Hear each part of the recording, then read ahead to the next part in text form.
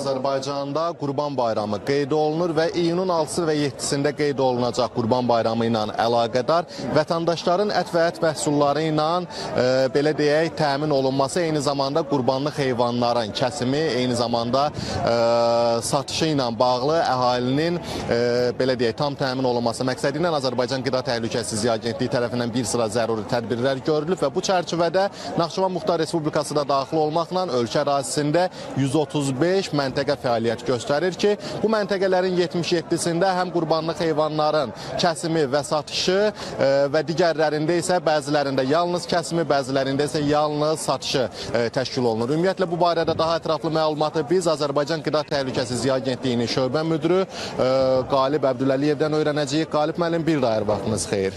Bayramınız mübarək olsun. Zəhmət olmasa ətraflı məlumat verərdiniz. Çox sağ olun. Öz növbəmdə sizin də bayramınızı təbrik edirəm.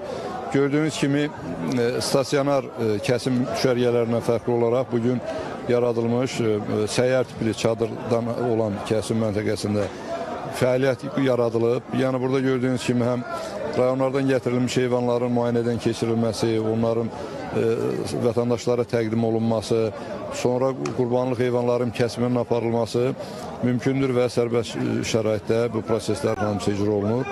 Gördüyümüz səyyar kəsim məntəqəsinin birinci hissəsində heyvan kəsimə təqdim olunur.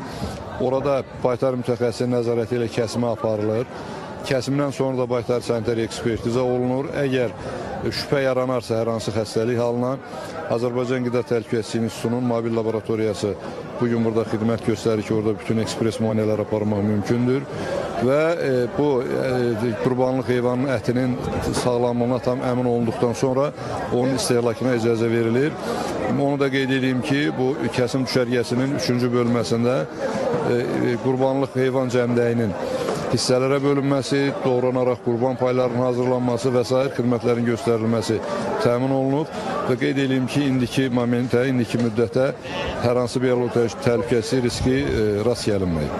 Qalib müəllim, azad olunmuş ərazilərdə də məntəqələr yaradılıb. Bu barədə də məlumat verərdiniz zəhmət olmasa. Bəli, bizim bu tipli məntəqələr Zəngilan, Cəbrayıl, Füzuli, Şuşa və Ağdərə rayonlarında yaradılıb. Eyni zamanda bizim 2 səyyar laboratoriya Cəbrayıl rayonunda və Şuşa şəhərində hazırda fəaliyyətdədir.